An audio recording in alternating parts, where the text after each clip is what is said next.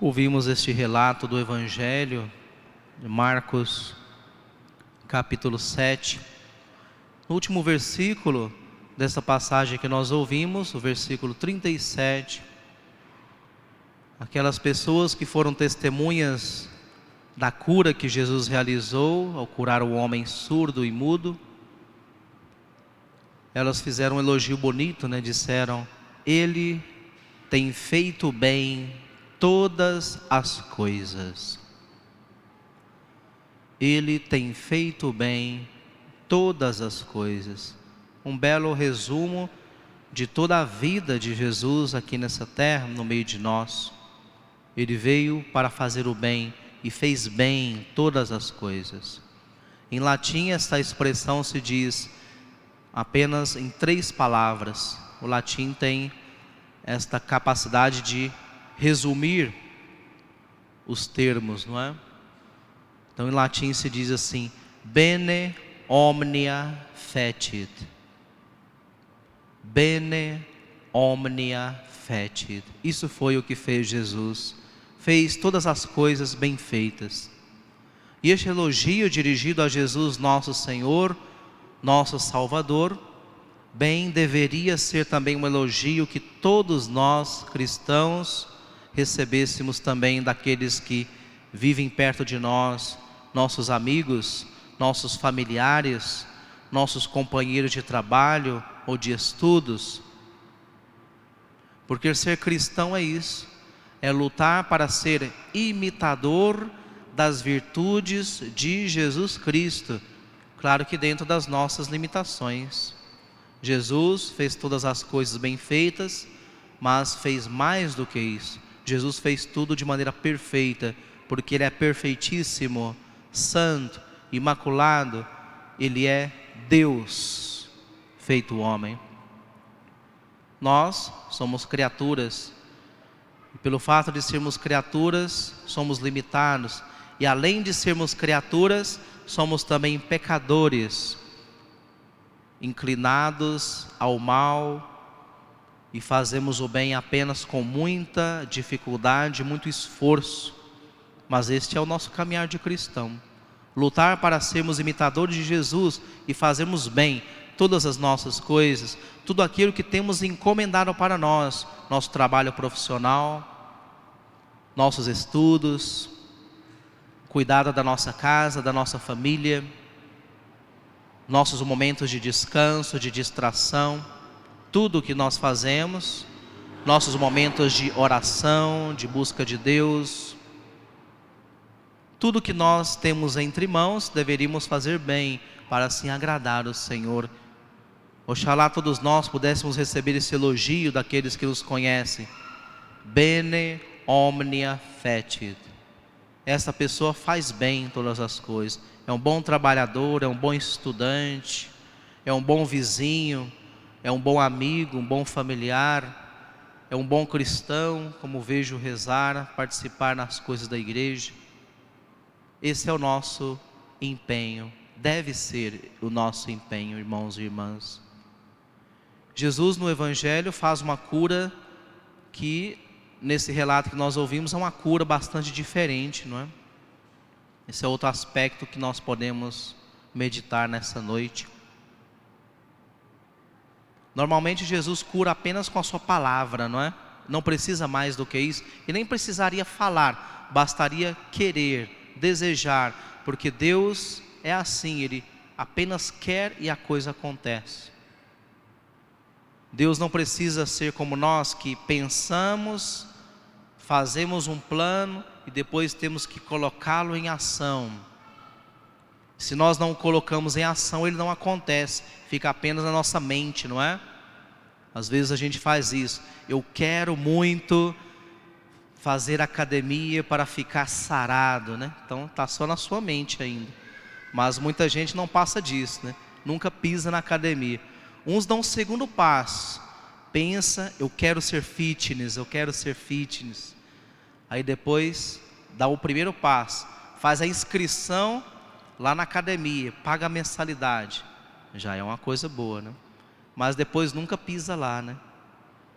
Acontece igual aquele cidadão que foi reclamar nervoso, né, na academia, ligou lá, disse: olha, tem uma reclamação a fazer.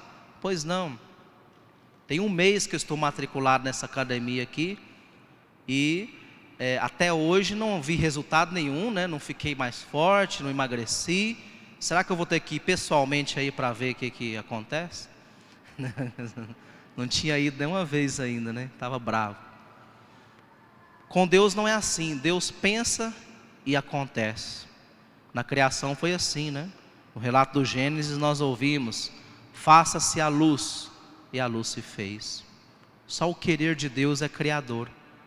E Jesus fez curas assim muitas vezes, não é? Vocês se lembram, por exemplo, quando o centurião romano vai até Jesus pedir que ele cure o seu soldado. O soldado estava lá na casa dele doente. E o centurião foi até Jesus. E Jesus, apenas com a sua palavra, curou ele. Disse: pode ir embora, seu empregado está curado. E quando ele chegou em casa, efetivamente tinha acontecido um milagre. Mas no milagre de hoje é diferente. Jesus faz todo um processo, né? Aquele homem estava lá, era surdo, mudo. Então Jesus pega ele, o leva para fora da multidão. Depois toca com os dedos no seu ouvido, toca na sua língua, diz a palavra Éfatá, e só depois o homem fica curado. Por que isso será, né? Então a resposta é clara, né? Porque Jesus ali estava fazendo o que a teologia chama de gestos proféticos. As suas ações ali queriam fazer uma referência à palavra de Deus, ao Antigo Testamento.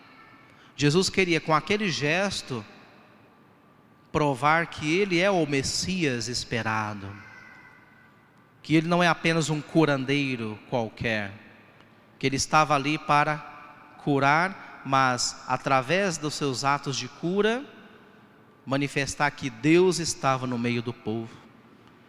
Nós ouvimos a profecia de Isaías na primeira leitura, não é? Deus anuncia ao povo que o Messias virá, e quando o Messias chegar, ele vai realizar obras concretas. Então o profeta já deixa claro na palavra, para que quando isso aconteça, todos reconheçam o Messias. Então a leitura de hoje começa assim, né? Criai ânimo, dizei aos desanimados, criai ânimo, coragem, porque é o vosso Deus que vem, Ele vem para vos salvar. E o que acontece? Quais são os atos? Vamos ver o texto, né? Os atos do Messias, anunciados por Isaías, muitos séculos antes da vinda de Jesus. Vede ao vosso Deus, é a recompensa de Deus, é Ele que vem para vos salvar. Então se abrirão os olhos dos cegos, se descerrarão os ouvidos dos surdos, o coxo saltará como um cervo, e se desatará a língua dos mudos. Aqui está, o Messias irá fazer tudo isso. Jesus veio e o fez para deixar claro que Ele veio para nos salvar, que Ele é o Deus conosco, Emanuel, o Deus que está conosco. Não é um simples curandeiro. Por isso não podemos confundir Jesus e os servos de Jesus Cristo com curandeiros, porque curandeiros existem muitos. Já na época de Jesus haviam, e hoje continuam existindo. Alguns são charlatões, que fazem curas falsas, mediante truques de mágica, não é? Outros são curandeiros de verdade, que curam, que fazem atos sobrenaturais, mas que não são servos de Deus, são servos de Satanás. Porque o demônio também tem poder de cura. Então tem gente que vai, por exemplo, em lugares de feitiçaria, pedir uma cura milagrosa e consegue a cura. Não é assim? Tem gente que faz um pacto com o demônio para ficar rico, ou para ficar famoso, ou etc., e consegue o que está pedindo. Porque o demônio tem poder para dar esses presentes. Mas isso é muito diferente da cura que Deus traz. Porque Deus, irmãos e irmãs, quando cura, Ele cura por amor, Ele cura visando a nossa salvação, visando o nosso bem, e cura gratuitamente. Agora, os curandeiros geralmente não curam gratuitamente, eles cobram um preço.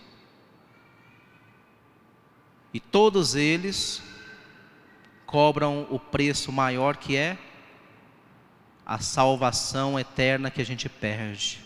Eles cobram a nossa alma. Se a gente faz um pacto com o demônio, ele não nos dá nada de graça, ele cobra no final da nossa vida a nossa alma. Isso é muito sério.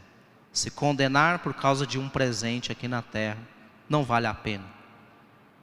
É mais fácil, é preferível destruir o nosso corpo e salvar a nossa alma do que o contrário.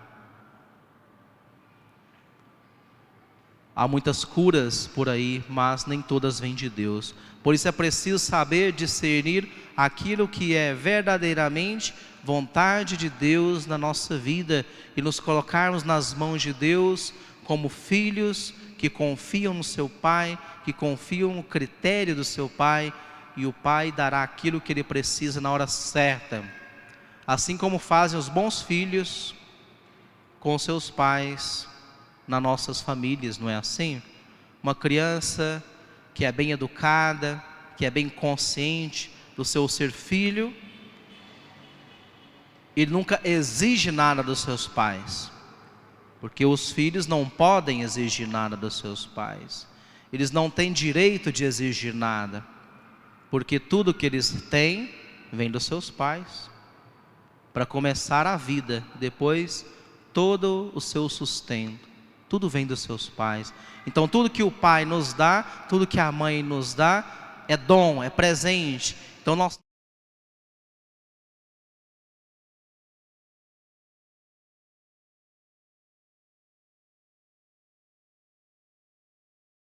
exigir, né? Pedir com humildade, sabendo que o pai e a mãe vai dar ou não, se eles acham que deve dar. Quem vai decidir são eles. Assim também deve ser nossa atitude com Deus. Temos que pedir muitas coisas para Deus. Tudo que a gente precisa, temos que pedir a Deus, com insistência na oração, mas o receber, devemos colocar em suas mãos. É assim que Jesus nos ensina, quando nos transmite o Pai Nosso. Que se faça a vontade de Deus, e não a minha. Seja feita a vossa vontade, na terra e no céu. A vontade de Deus, não a minha, não o meu querer, não o meu capricho. E quem busca curandeiros, curas milagrosas, em qualquer lugar, em feitiçarias, etc., está querendo fazer a sua vontade, não a de Deus. Está querendo exigir algo e por isso paga para receber aquilo. Mas às vezes ele paga uma taxa ali de dinheiro, mas o que ele está dando na verdade é a sua alma, que não tem preço, e que o demônio vai carregar na hora certa, porque ele não faz nada de graça. Peçamos então, irmãos e irmãs, a Deus essa graça de nos afastarmos de toda busca de coisas que não nos convém, de pedir tudo que nós precisamos ao nosso Deus Todo-Poderoso, Ele que é bom, Ele que nos ama, Ele que nos dá tudo gratuitamente, na hora certa, ofertará os seus dons para nós, para que nós, sobretudo, recebamos o maior de todos os presentes, que é a salvação eterna da nossa alma. Que Nossa Senhora nos ajude a buscar, assim, de maneira correta, o que convém para nós e receber do nosso Pai Deus, e não buscar em nenhum outro lugar, porque os outros lugares nos cobram um preço, e um preço muito alto, o preço da nossa salvação. Creio em Deus Pai Todo-Poderoso,